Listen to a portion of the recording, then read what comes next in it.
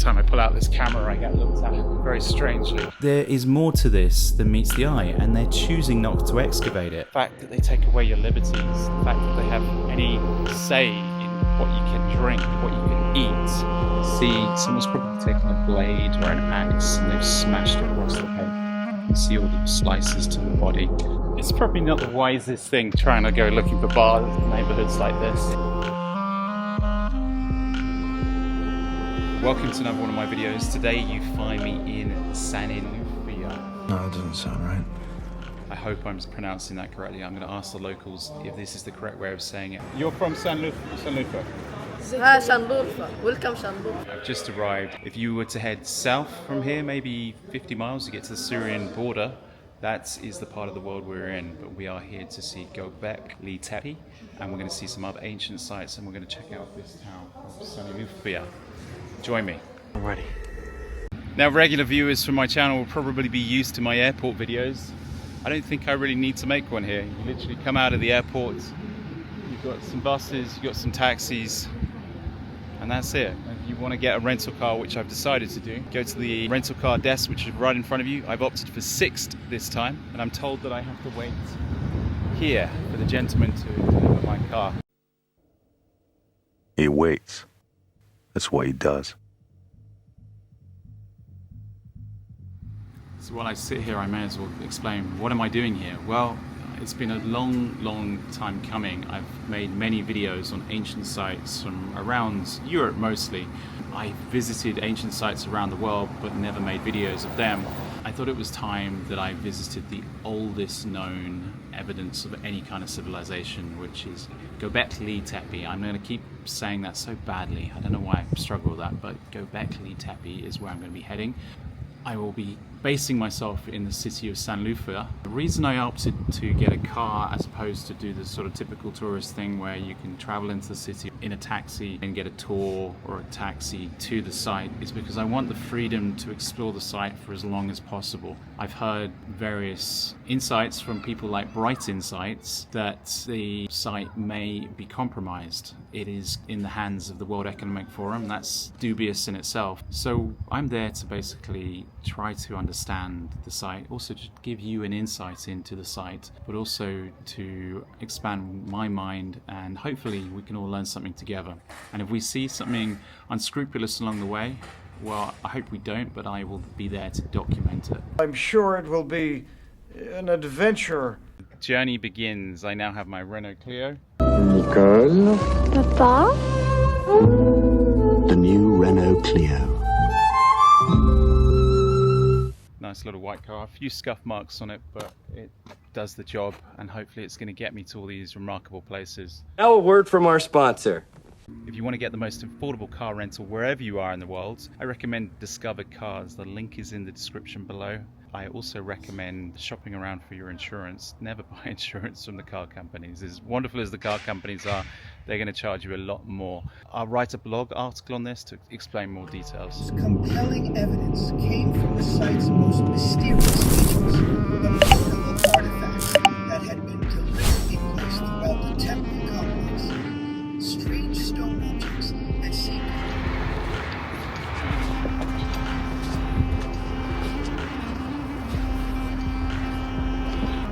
So, I've just arrived. I've checked in, found myself staying near this cemetery.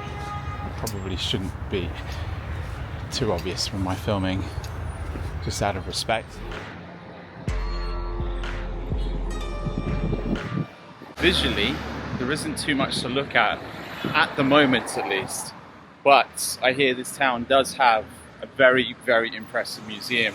And for the flight alone, the museum, I hear, is worth it because they have so many relics from Göbekli Tepe. And I'm excited just to sort of get a little bit of a backstory on Göbekli Tepe.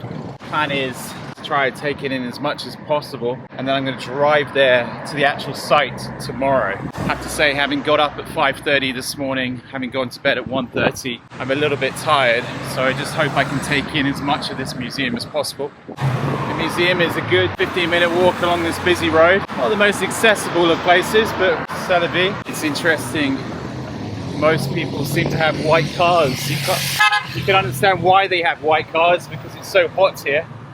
Why would you have a black car? That would just make your car even hotter. You have to use the air conditioning even more and more.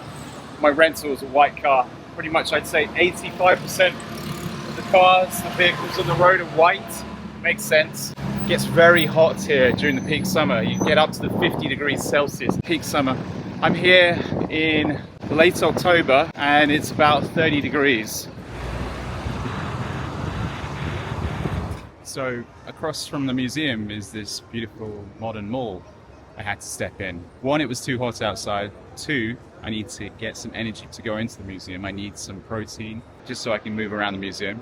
Check this out. There's amazing books. People we might recognize. Stephen Hawking, Musk, Tesla, Einstein. Great selection of books right here. The Turks take their education really seriously. This is really nice to see in the center of the mall as opposed to, you know, inane rubbish. This is really, really inspiring, I think.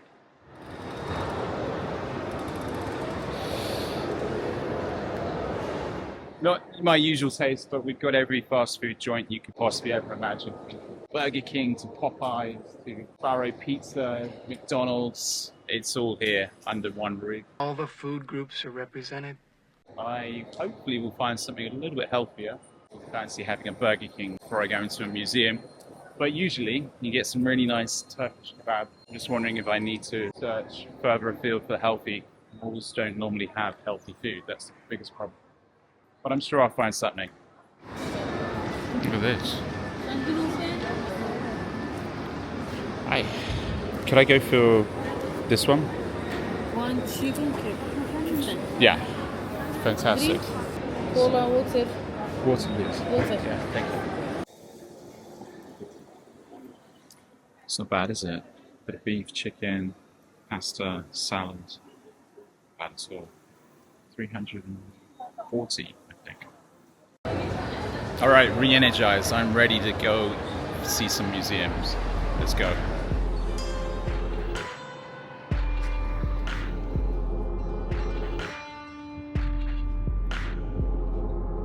So as you can see, a very grand square greets us as we head towards the museum.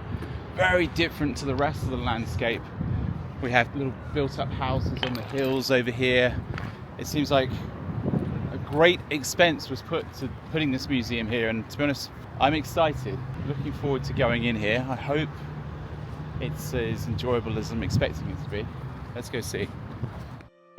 This museum is pretty much the biggest deal of this town. It was opened in 2015 and it has over 5,000 artifacts, and it is Turkey's largest museum. It's spread across 14 halls, and generally you will go through it in strict chronological order. It's like a time machine starting from the misty dawn of humanity and marching us right up to the Islamic era. We kick off in the Paleolithic age hall, where the story of humankind in this fertile crescent truly begins around 10,500 BC. Picture our earliest forebears, nomadic hunter-gatherers, huddled in simple cave dwellings, wielding basic stone tools to chase game across vast plains. We're transported into the Neolithic age, where people are using stones to carve whatever they want, from flint axes to... This is the world's oldest statue of a human being. Note the hands, very similar to the hands that you'll see around the world. Different ancient sites have the hands just like that. Even on East Island, hands are like that. Is there anything to connect them? Maybe it's just an easy way of doing hands. But this is thought to be at least 11,000 years old. I'm privileged to be in the presence, and you can understand why there are 2 security guards standing opposite it. This is more precious than any jewelry in any crown. This is super, super precious. And wow, what a privilege just to have stood here. Now, this is the Neolithic period, and this is the bit of the museum I was most looking forward to. And this is where the magic explodes, especially with Göbekli Tepe stealing the show. I think it's important to visit this place, preferably before, but of course it makes sense you can go to this place after you visit Göbekli Tepe. First example of the leopard that is found at Göbekli Tepe. We've got animals, we've got a whole garden over here, we've got birds, we have... This is a fantastic garden. We've got the lizards, little animals looking like they're about to pounce. There's a wild boar here. It just goes on and on, and yeah, there's a lot to see.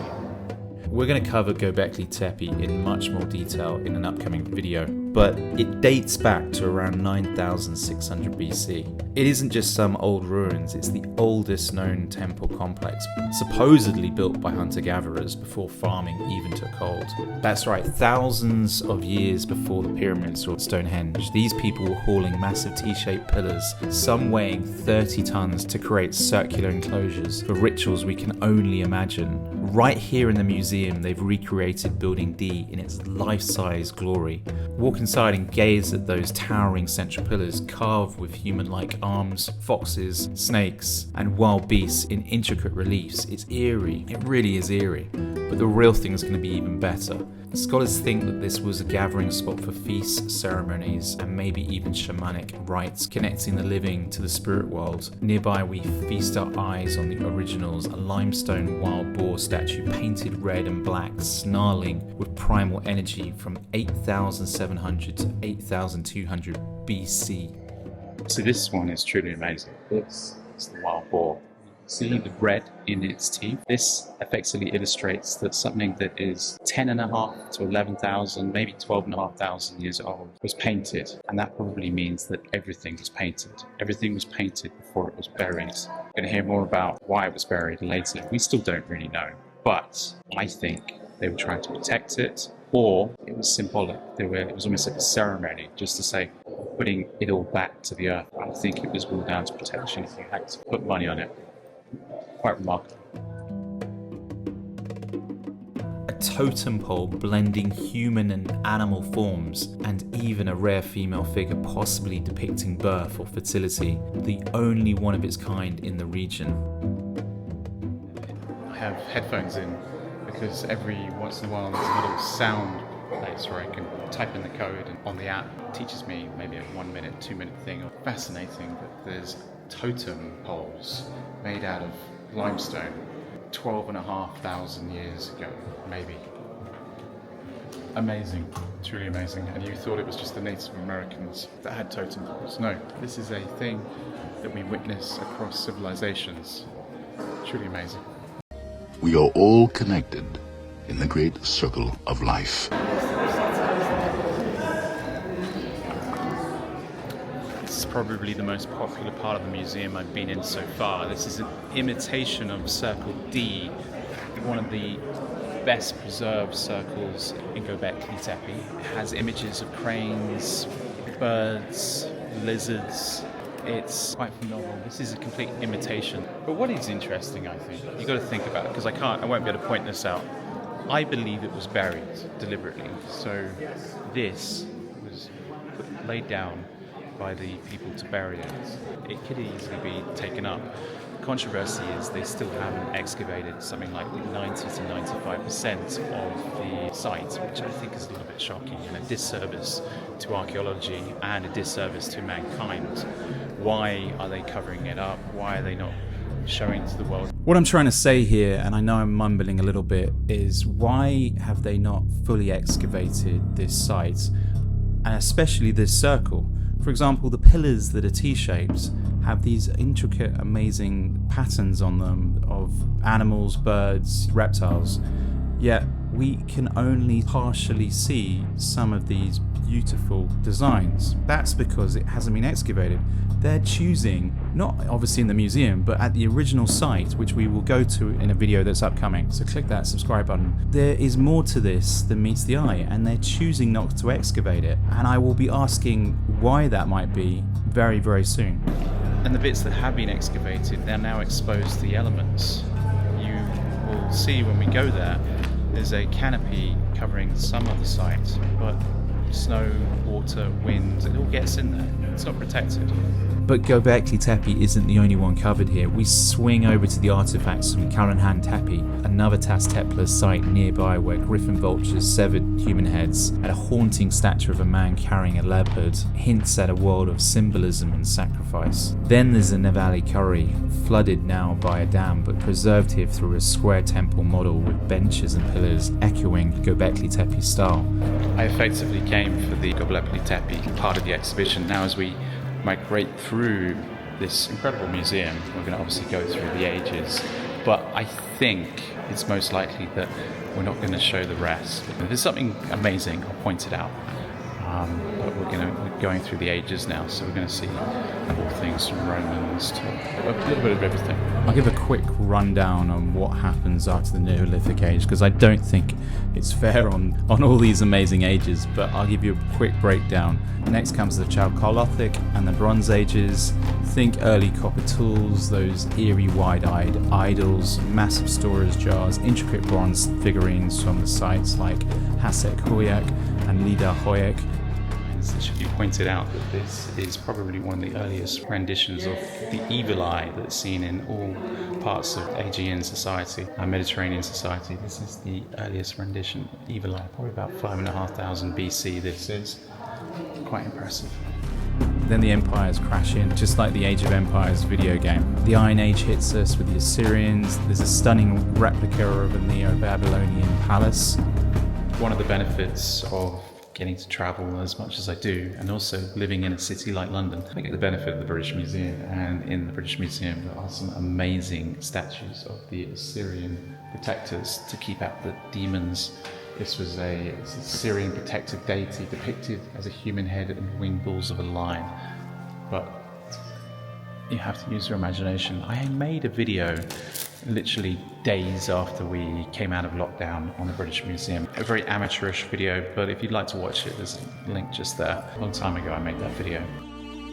This is the Haran Stela, a monument from 550 BC made by the Neo-Babylonian Empire, the same ancient civilization famous for Babylon's Hanging Gardens and ruling a huge part of the Near East. What you're seeing right now, at the top of this one, three symbols: a crescent moon for Sin, Haran's moon god, and the sun disk for Shamash, god of justice, and the star of Ishtar, goddess of love and war. Below stands King Nabonidus holding his staff, praying to them for a blessing. The cuneiform writing underneath tells his story. It says he was away for 10 years in the desert, had dreams from the gods telling him to rebuild Haran's temple, saw good sky signs from the moon and the planets, and his 104-year-old priestess mum guided him. Basically he's saying the gods and the stars picked me. Now the less mainstream think those symbols mean aliens may have visited him in his dreams or in real life. Mainstream call it classic ancient religion, but in my opinion it's fascinating and beautiful. This museum really does have a lot to offer, and I'm skipping through so much of it, but it is worthy of your time, especially if you are in this city, as it is, in my opinion, probably the highlight of this city. Just to name some of the things: Roman statues, glassware from ancient Edessa, Byzantine icons, and finally the Islamic glazed ceramics, lion reliefs and beehive homes from Haran, which I will visit in a future video. That is where Abraham once lived. It really is an epic sweep through human history in one building, although entirely from this region of the world, so you're not going to see human history from South America. It's really remarkable when you look at these old artifacts. You note some of them, you can still see the burn marks in the heads. Some of them really have been brutalized by occupiers that basically thought, oh, this is history, let's just destroy it. This one, for example, is an old gravestone, a Roman gravestone. See, someone's probably taken a blade or an axe and they've smashed across the head. You can see all the sort of slices to the body. We know what came after the Byzantine period. This is Byzantine. So Constantine founded Constantinople. Byzantine period, the new Rome, effectively thrived in this area, really thrived. It thrived right up until the Islamic period, and then all of these statues would have been destroyed once the new era came into force. So hence, just seeing something like that, in addition that it's lucky that it's not in small fragments.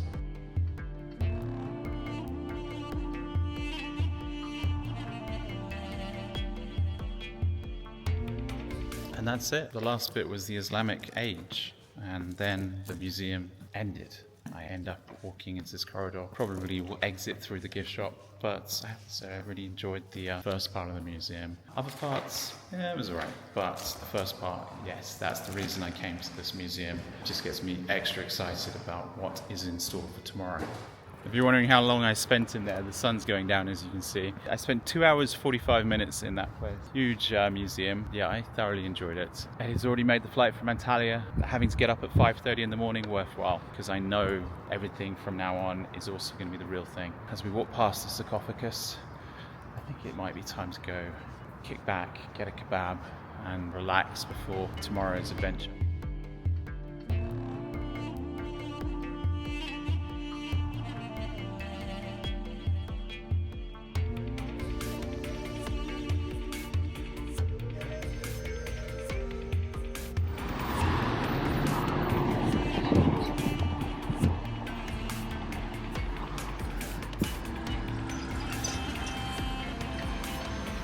I can't really resist. While it's still daylight, I want to see what that building is over there.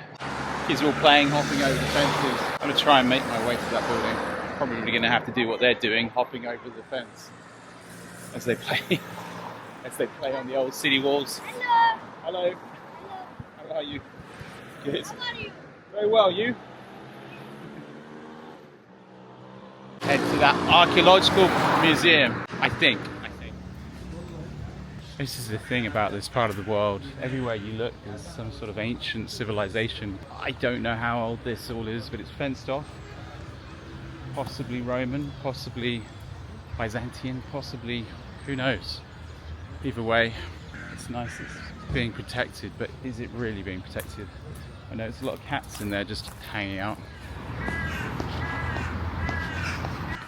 That is a real shame, and to be honest, I actually should have known it was closed. The lady at the other museum muttered something about mosaics, and I didn't quite understand what she meant. I thought she meant later on in the museum, but this entire complex here is a load of mosaics. Apparently it's amazing, but closed, at least for the time being.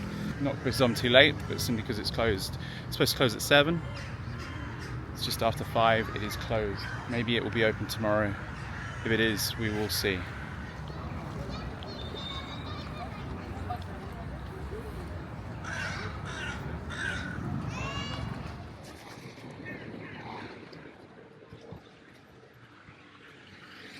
Isn't this remarkable? This is the ancient Roman necropolis.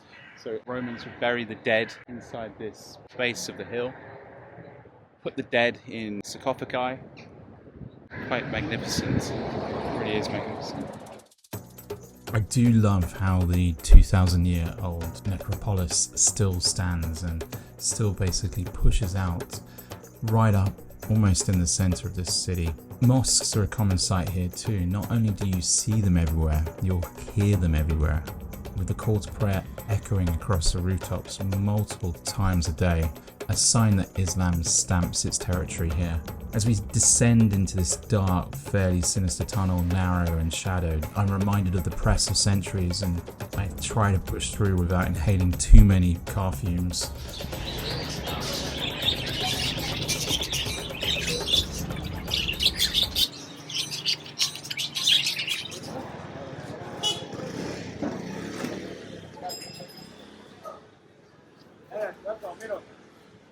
Good. Looks good there.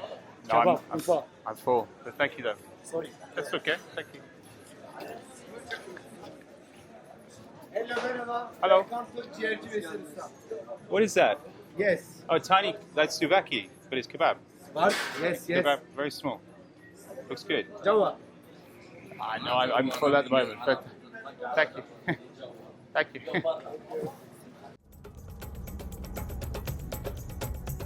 As I emerge in the centre, we're in one of the world's oldest continuously inhabited places. The ancients called it Urfa or Edessa. This upper Mesopotamian crossroads has layered empires, Assyrian, Babylonian control, Hellenistic rule after Alexander, Roman monuments, Byzantine churches, and long Islamic centuries as a vital Silk Road node, a melting pot of faiths and people for millennia, steeped in legends and stories. Today's Sanliurfa province counts over 2.2 million residents. The population is mostly made up of the Turks, the Arabs and the Kurds, plus smaller Assyrian groups blending languages, customs and the legendary hospitality, a very Turkish dynamic, but much more conservative than you would see in Western Turkey.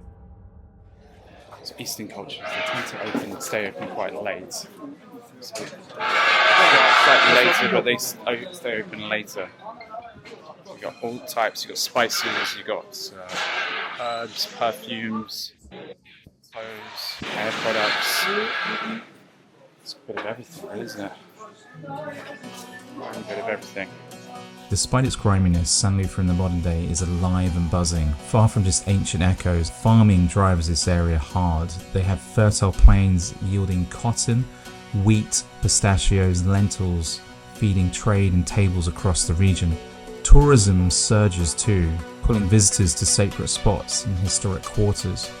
Right here as I walk through the sprawling bazaar, the energy hits. Narrow lanes packed with copper workshops, spice heaps, textiles, kebab grills, haggling voices in Kurdish, Arabic and Turkish. It's chaotic, it's colourful, it is slightly grimy.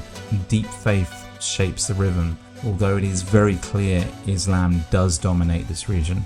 I'll dive a little bit more into all of this later in the video, as there's so much more to uncover when the sun's up and the crowds peak.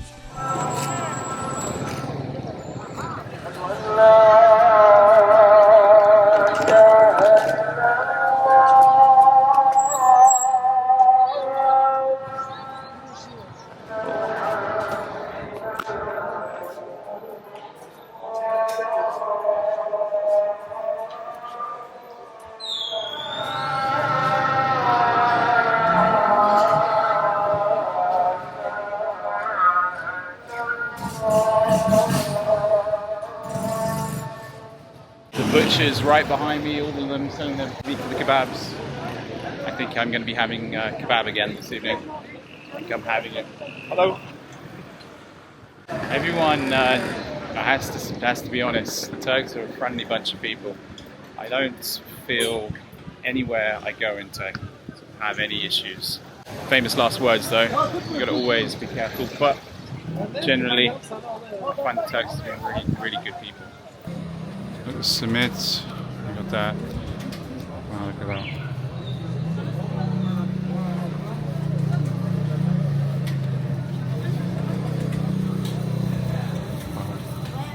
Wow. Cheese pastry, okay. Can I what?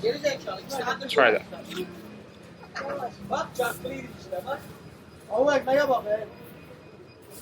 Thank you very much. How much? Thank you very much. Thank you. A bit like the Brick Lane 24-hour bagel, you can get simits here, which are pretty much bagels. But I went for the, I go for the cheese sort of bread. I mean, don't think I've had it before. So savoury, just before my dinner. 10. You know what that is? 10 is about. It's about 20. It's about 20 cents. Oh my god! Freshly baked. Really good. Oh my god. I'll eat one of those again if it's that freshly baked. This place, Safra, really, really good.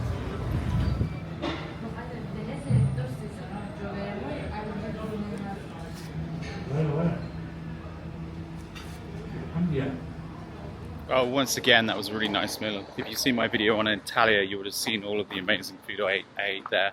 This is a continuation after that journey. So I've had my fill of good Turkish food lately, has to be said. Had the Hanya, something like that. It's the yogurt drink, a light yogurt drink, really, really nice. Washed the Adana kebab down really well. Very pleased with that. I have to say, if you look at the floor a little bit, I think it's all a little bit developing. Well, let me show you.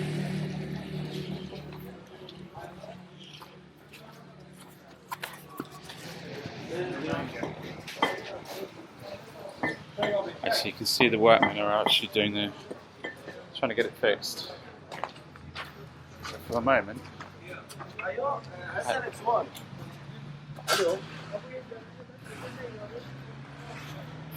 we have an issue. Not that conducive for walking around. But I think I will head back to my hotel. I haven't seen one bar, not one outlet that sells alcohol. I know they do exist, but there's not many on the map.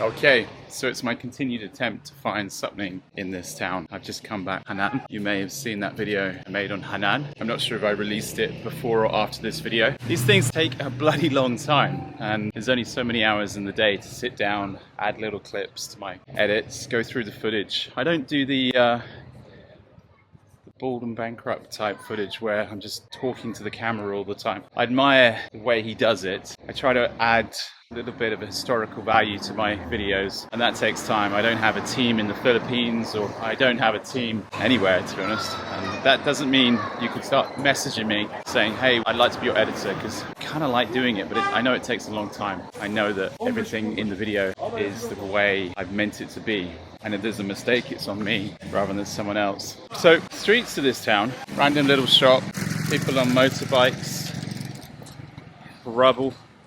I mean, it feels like a building site, or you decide. A few hills.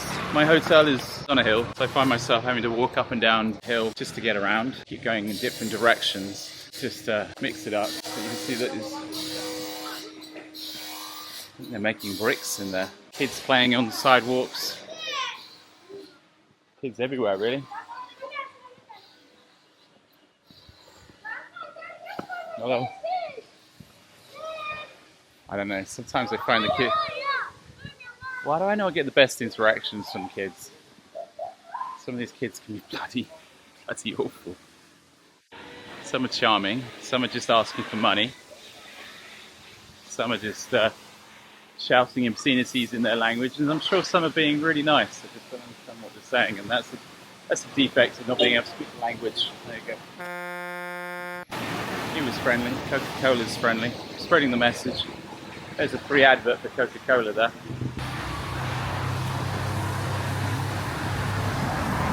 You can see how difficult it is to walk on the pavements and not get run over.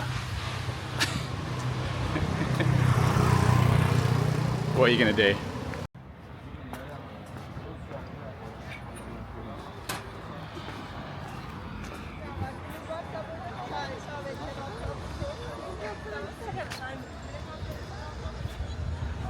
I think I've found the prettiest part of the city. This is the part that, to be honest, when you bring up Google Maps, it's the part that shows a pond or a lake over here, which is, to be honest, the bit that got me most excited about the city. I haven't seen it yet, so I'm going to go have a look. But I believe I recognise the arches from the pictures. I think it's down there. Oh, we're good. Thank you. No coffee for me right now, maybe later. If you haven't had Turkish coffee, it's very strong. You kind of need a sieve in your mouth because it's very bitty. They don't strain it, so you're left with a coffee cup full of coffee granules at the bottom. Well, not granules, coffee bits. It is good tasting coffee though. The Turks know how to make good coffee, but it's very strong. The Turks put sugar in theirs, mostly. I don't have sugar in mine, but there is no right or wrong way to do it. There we go. This looks a lot better, and I can see why suddenly it all makes sense. Look at this. This, hopefully I'm not brutalizing the name, is the Halilulrahman Madrasa. It has to be said, a very elegant Ottoman madrasa that quietly commands my attention and probably your attention. And you will soon see this is probably the most beautiful place in this entire city. That's a low bar with the greatest respect. It was built in 1775 during the reign of Sultan Abdullah Aziz. Hopefully I'm getting that right.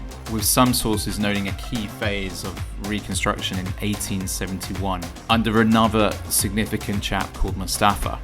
Now this L-shaped stone building embodies the classic Ottoman approach to learning. Functional, harmonious and deeply rooted in community. Super clean lines, finely cut ashlar stone, arched doorways and a modest courtyard that once buzzed with students debating Islamic sciences, theology and law. Traditional madrasas like this weren't just schools, they were vital hubs where young minds from across the region gathered. The boys here lived in simple cells and studied under scholars for years. The design kept it intimate, no grand domes or towering minarets here. just practical spaces for reflection and knowledge, with rooms opening onto shaded arcades that catch the breeze of this beautiful water. Clearly this place is super popular with visitors, and you can see why. They pause here to absorb the calm, to take in the warm stone underfoot, and also just to take in the faint echoes of history. What strikes me the most is how timeless it feels, a place built for enlightenment and in an era when knowledge crossed empires via trade routes. Standing here, you sense the continuity of generational learners who walk through these same floors, carrying ideas that shape lives far beyond these walls. In a city of prophets and legends, this madrasa reminds us that wisdom too has deep roots in Şanlıurfa.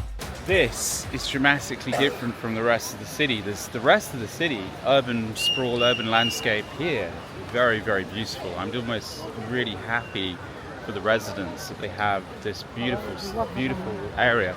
Little lake, we've got all these fish, hundreds and hundreds of fish. And my guess is the fish are well fed and they're not allowed to fish here because there's so many fish in this lake. It truly is insane how many fish there are. It's amazing. I heard it was called Fish Lake for good reasons. There's fish everywhere. Now I'm walking under here. The nice thing is there are security / police everywhere. Every corner has security. They've had a rough 25 years or so, and being so close to Syria right now, there is obviously a risk. When I was traveling on the way to Hanan, there were a couple of security checkpoints along the way. There were security checkpoints as I came out of the airport on the first day, and there are a number of security checkpoints, and the simple reason is they're just trying to keep the area safe. They don't want this area to suffer. They want the people to live very peacefully, and to do that, you've got to have security checking. No one's complaining about the security checking places.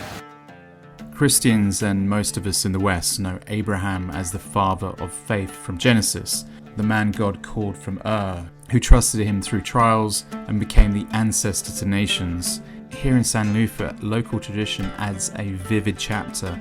The tyrant Nimrod, enraged by Abraham's belief in one God, ordered him thrown from the citadel into a roaring fire, but God intervened, making the flames cool and safe, turning the burning wood into fish that still swim in this sacred pool today.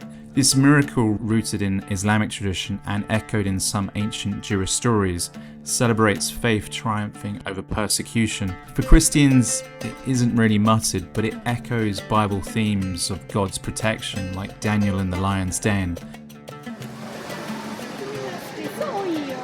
This one? No, I don't. No? Okay, no worries. No worries. That's okay. You got it.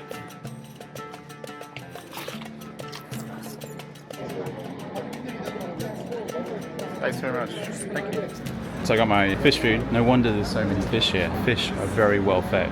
So should I do a Donald Trump or should I do them gently?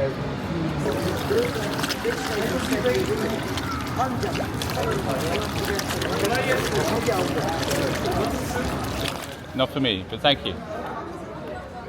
You have a good day.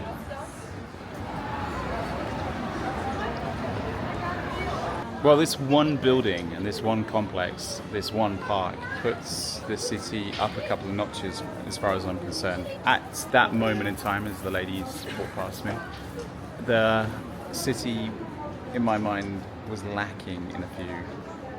Hello? You speak English? Oh. Careful. You okay there? You banged your head.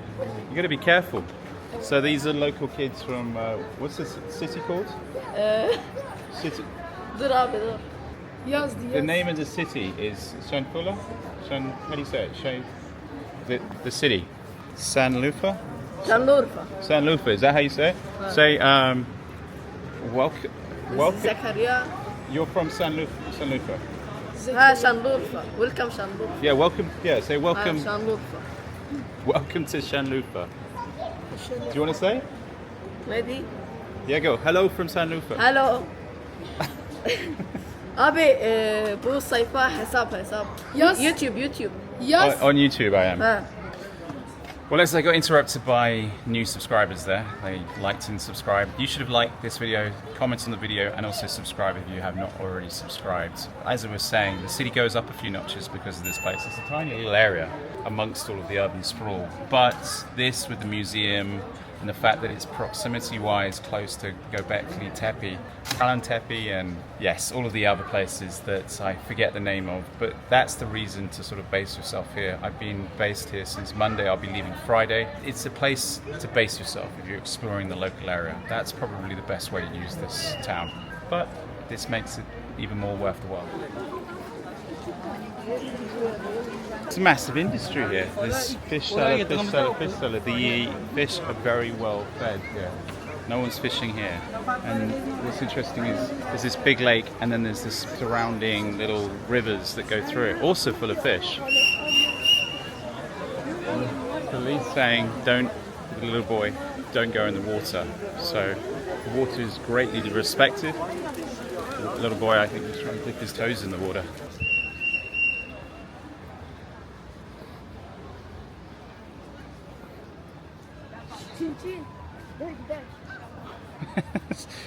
You guys are still following me? Follow. My name is Express. It's what? My name is Dennis. Dennis. Dennis. Dennis. My name is Zakaria. Zachariah. So Zakaria. Dennis and Zach. Dennis Zakaria. So we call you Denny and Zach? Zakaria. Zachariah. Okay. Good names, powerful names, very strong names. Do you like this park? Wara. Very beautiful park, eh? And look at all the cats. So many cats. Do you have a cat? Cats everywhere. Look at these cats. Oh, a bit scared. Kittens. It's a very nice park. And this is the old city walls up here. Yeah? City walls, yeah? It's nice. Nice. Good. It's Buradan gittin mi görsen? Is what? Buradan. Bu tepe. Yeah, you got to walk up, yeah? Long walk. But this is really quite nice, isn't it? Good.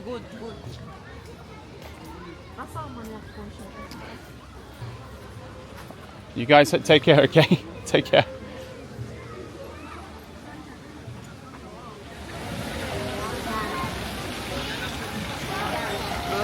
Zaten bizim bu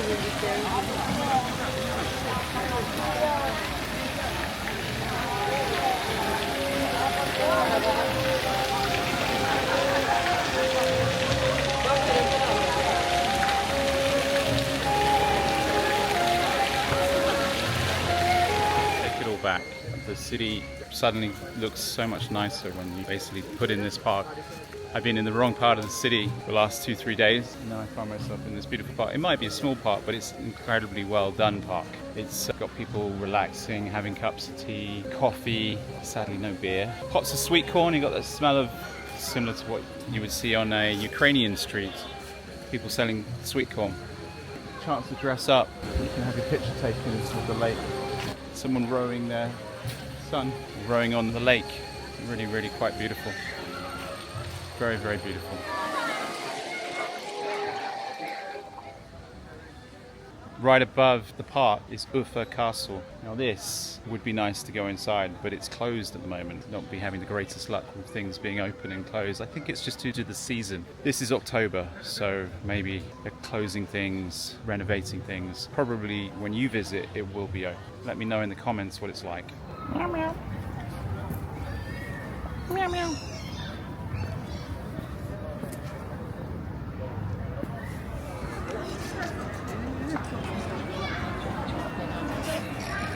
It truly is amazing how much the Turks love cats. I'm not sure who loves cats more. Is it the Greeks or is it the Turks? See, the Greeks and the Turks have so much in common. They both love cats. They almost seem to love cats as much as the ancient Egyptians do. You'll see literally cats everywhere. Wherever you travel in Turkey, there's cats. That's a wonderful thing. You get to dine with them, you get to sit next to them. Sometimes it gets a bit smelly though. Smelly cats. You can't really complain, just as long as they don't send you mad. This is the Mevlid al-Hami Kami Mosque, It is believed this site, now layered with thousands of years of sacred history, is the birthplace of Abraham. At least in the Islamic tradition, this is where he was born. Although at the time when he was born there would be no mosque, it would most likely be a natural cave which is just under or behind it. His mother reportedly hid him here from the tyrant Nimrod's decree to kill newborn boys, protecting the future father of nations. Hello. Can I go in? Yeah? Thank you. Oh, wow. They suddenly got scared, didn't they?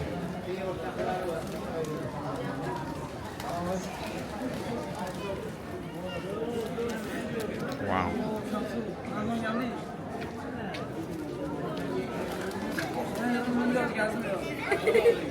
Go for it. I love it. There we go. Okay. Thank you. There we go. Not as fun as the fish.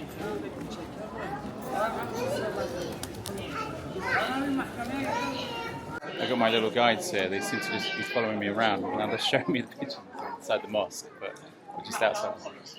Note the mosque though. It's covered in pigeons. Pigeons everywhere. All the cats are outside. The pigeons are seeking protection here. I'm okay, kid. Thank you very much. I'm okay. Abraham. Was he really born here? Well, the Bible points to Ur in southern Mesopotamia, but local legends and some ancient traditions place it right here in Sanliurfa, making the spot a powerful symbol for Jews and Muslims.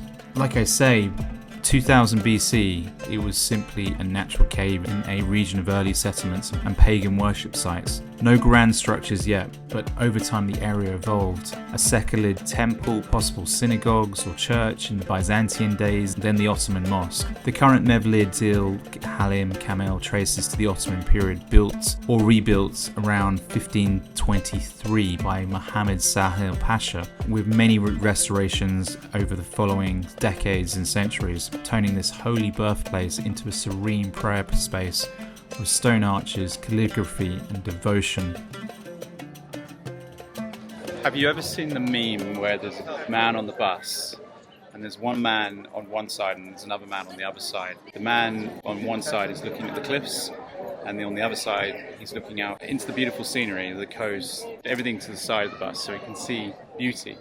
Well, I made the mistake. You see where that grassy knoll is over there? Underneath that, that's where the tunnel connects to the old town. I went through that tunnel. Hundreds of people walking through that tunnel, and that was the way Google Maps was telling me.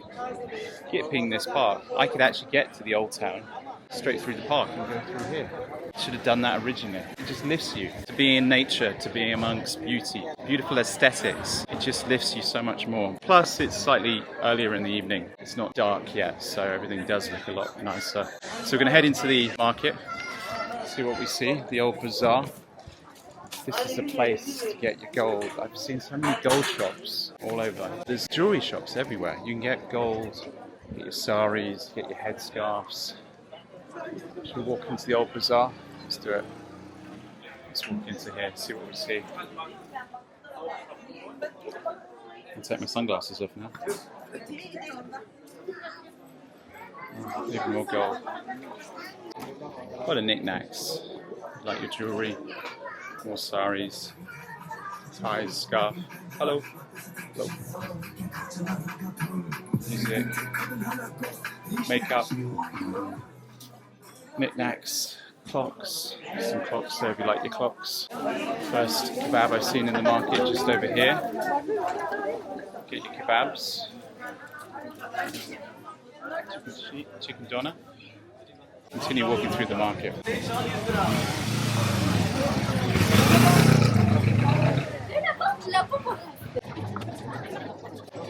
Look at all these spices, amazing. The scent, obviously you can't get it on camera, but there's so many beautiful spices. Look at this. They sell the spices, they get them down from here.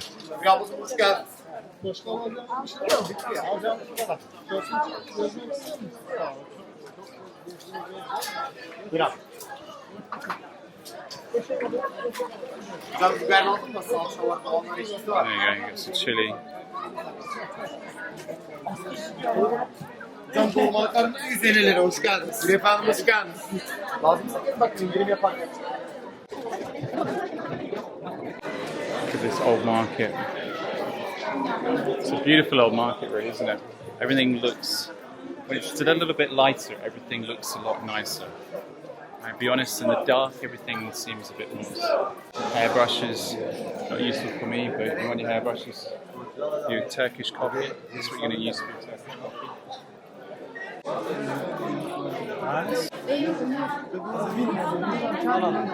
Oh wow, look at this. Sheets.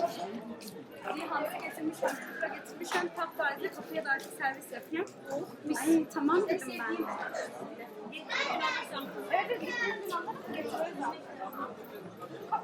Anne bilmeyen kökü. Pistachio.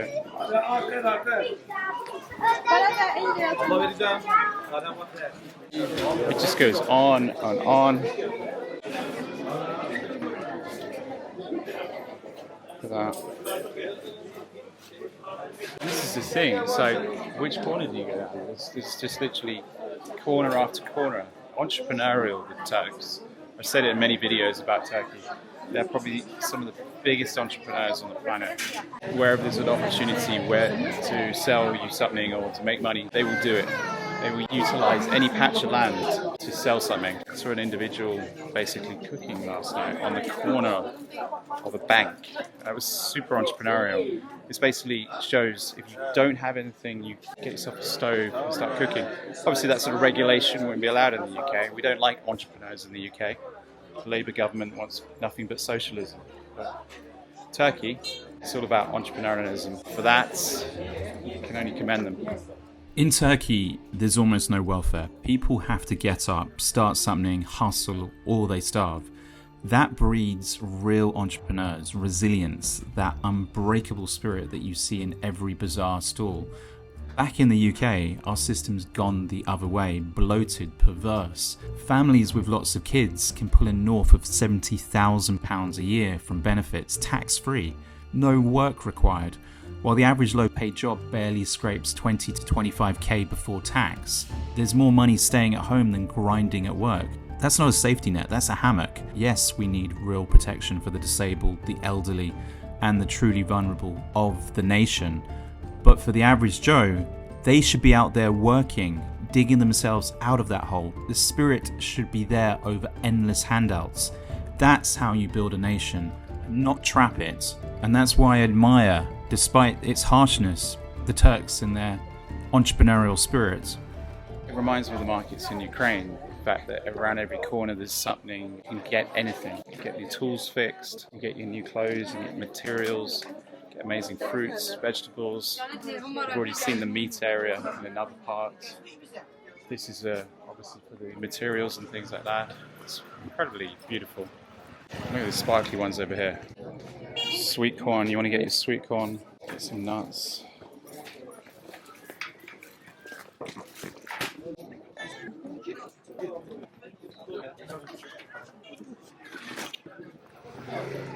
Turkish barbers, cobblers, some food here, more shoe places.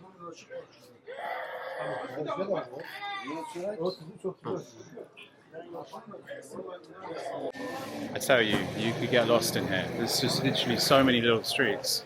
So many. I think I'm going in the right direction.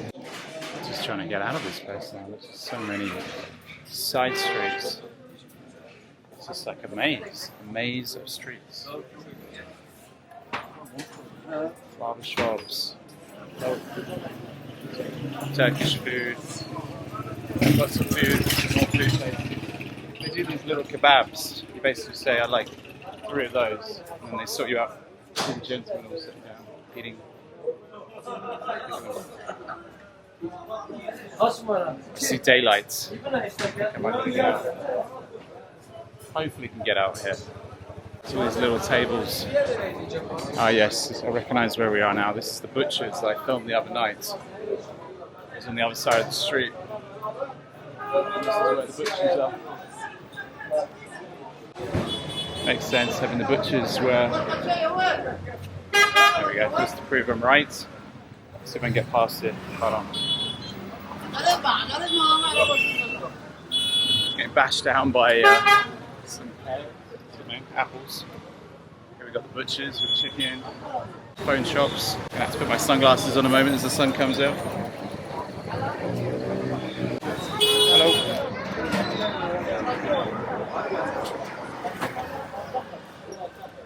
Selling limes. Every Brit needs limes. Selling liver. Selling. I recognise where we are now. Back in the sort of main square of the old town, the southern part of the city. Yes.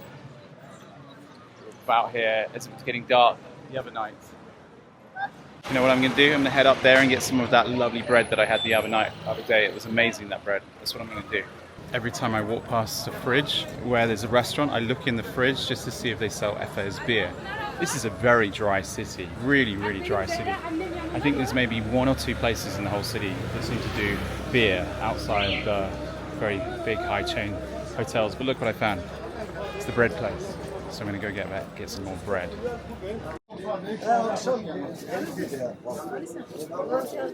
Hello.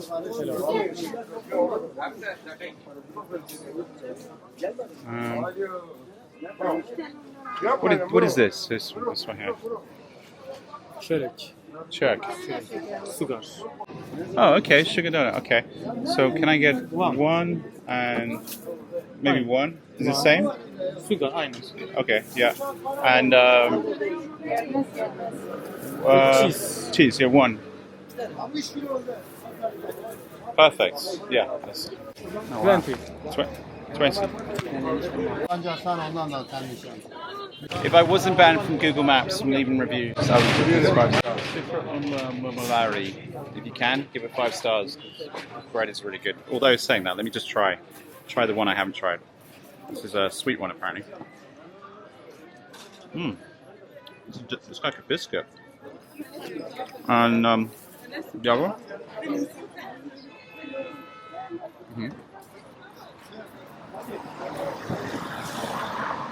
Also like a biscuit. The one I'm really looking forward to is the cheese one.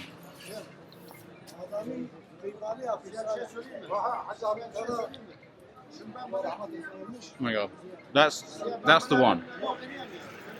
The biscuits, okay, but this is the one. Whatever this. This is amazing.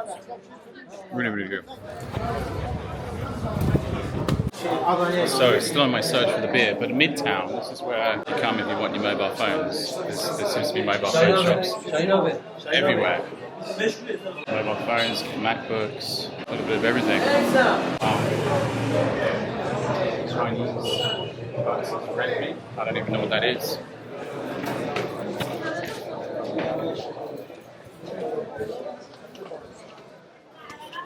I mean, it is amazing. It's just literally store after store after store when it comes to electronics, when it comes to everything you possibly could need. No one is out of work here. If you're a kid, you're working. Disabled, you're working. It doesn't matter who you are, you're working, you're selling something, you're making use of yourself. And that's what people have to do here.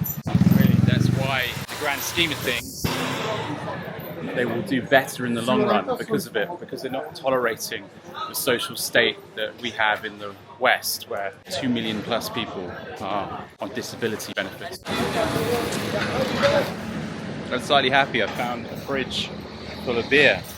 Got myself a beer. I would have liked to have sat down here, but you can't sit down and have a beer around here. That is the hold Islam has in this place, unfortunately, so you can't have beer. But this gentleman sells liquor, beers, and there is a mosque in that direction, so I'm pleased to have found one on the side of the street. One of very, very few places that actually sells beer, so thank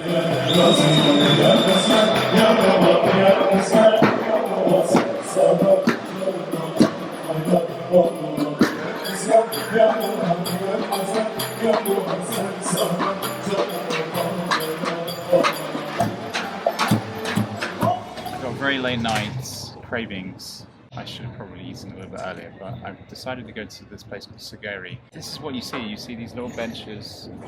People sit down. It's kind of like street food. According to Google, it's highly rated, so I'm going to give it a go. Basic kebab, so you can't really go wrong. See the coal over there? Should be good. Let's hope it is. The thing it's about eating on the street is you've always got company. Cat, and there's a cat down there as well.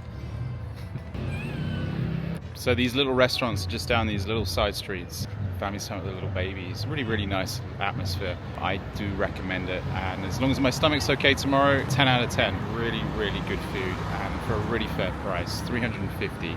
Fantastic.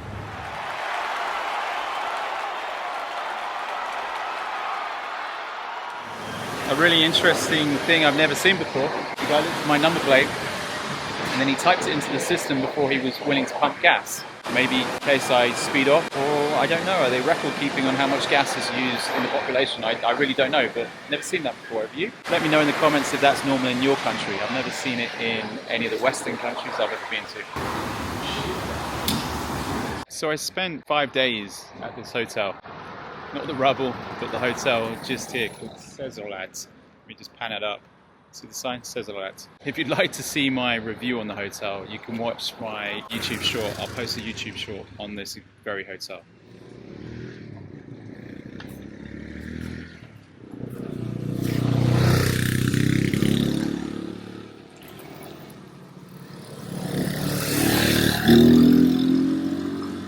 So I'm still trying to find a bar in this town, so it's going to take me to this shady area, crossing this bridge where I feel like I'm going to get knocked off by a motorbike, but I'm safely over. I believe there's a bar around the corner here. Look at that beautiful sunset. Every time I pull out this camera I get looked at very strangely, but so far, great people, the Turks, really good people.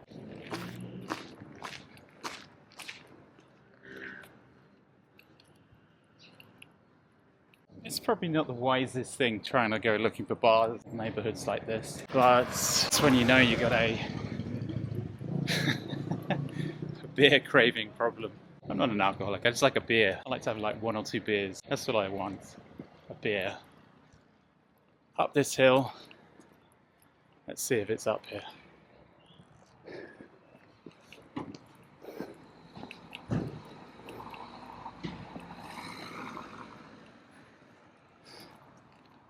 I'm not finding it, but I'm looking at buildings.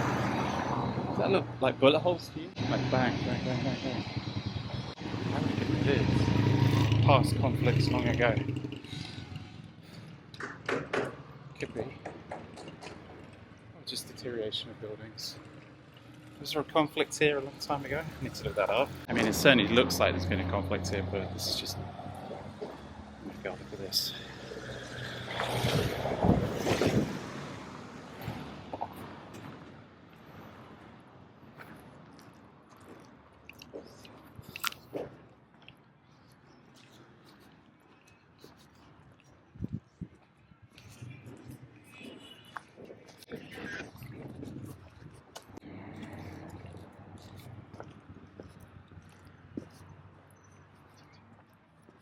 Well, I'm not finding this beer. Maybe there used to be a beer place and it's now... It's seen better days. You've got to be really careful where you stand here. You've got to be really careful. So park. Is it in the car park?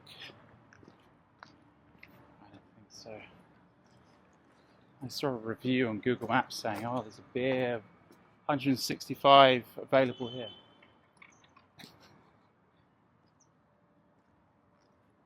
Maybe they sold beer and the place got blown up because you're not allowed to drink beer around here. When I asked the guy on the side of the street, look at this. When I asked the guy who had a fridge with beer, I said, can I drink here? There was a couple of chairs outside. He was very adamant, no, I could not drink there. The problem is there's a lot of mosques in this town. And the problem is, once they get a certain type of Islamist in power ruling over, they frown upon any alcohol. And it seems every place on Google Maps that actually at one stage had alcohol no longer has alcohol here. It's a real shame. Look, the mosques are beautiful, some of them anyway, but it's the fact that they take away your liberties, the fact that they have any say in what you can drink, what you can eat, how you might dress if you're a woman. Women have to cover up. See? I don't think that's fair. It's one of the reasons I'm not such a fan.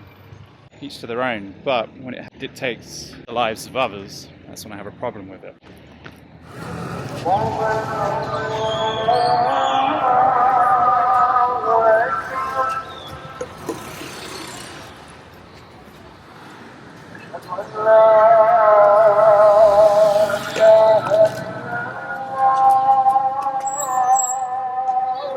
Well, that was disappointing. That was my last meal in this city, Şanlıurfa. And all of the meals have been great until that one. That was just a little bit disappointing. 400. I gave him 500 because you should always tip. But it just was pretty average. It was, having had so many good meals, even that one in the alleyway, that was amazing. Almost half the price as well. Whereas that one, very disappointing. One of the waiters came by and took some bread off someone else's finished table and then said I'm not eating it correctly because I wasn't wrapping my kebab with the bread because it wasn't that good. So I was just eating the pieces individually. He thought that was hysterical. So he put the bread in front of me.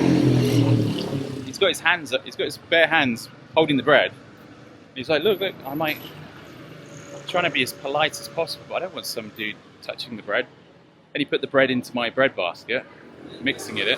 Hopefully I'm well tomorrow. That's the aim. Hopefully to be well. I've got 2 flights to catch tomorrow. Oh well.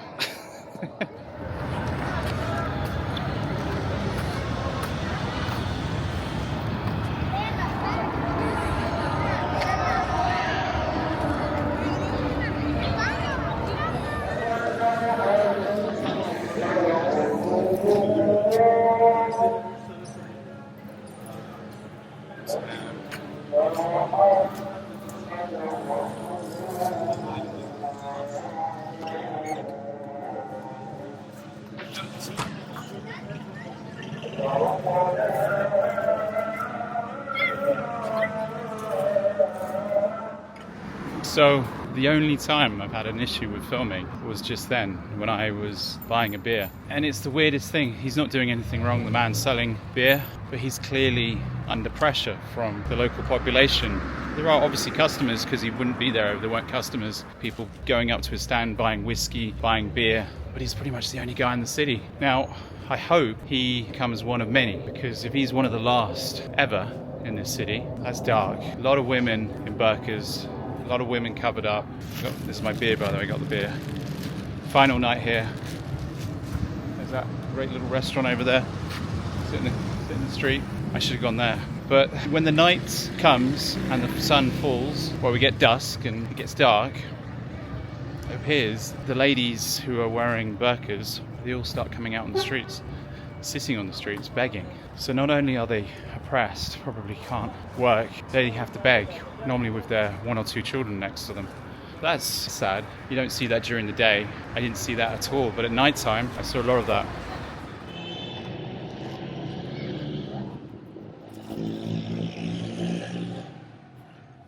Well, thank you for joining me. That was my exploration into Sanliurfa. I know I probably missed quite a few things. I used it as a place where I could sleep, and during the day I could explore the ancient wonders in the surrounding area. So I'm very thankful for the fact that I got to utilize that city in the way I did. Maybe I'll come back, but if I don't, hopefully you can watch another one of my videos. Hopefully you enjoyed this one. Big thank you to my members. You guys really help make these videos happen. Flights don't come cheap. Car rental doesn't come cheap. It is all facilitated by people like you joining the postcard club, joining as a member, clicking those likes, leaving a comment. It's really, really useful. So hopefully I will see you in the next video. You can maybe watch one of my old videos, or you could put alerts on so you could always be in the know when my next video is released. Until next time, keep wandering, keep progressing, and I'll see you next time.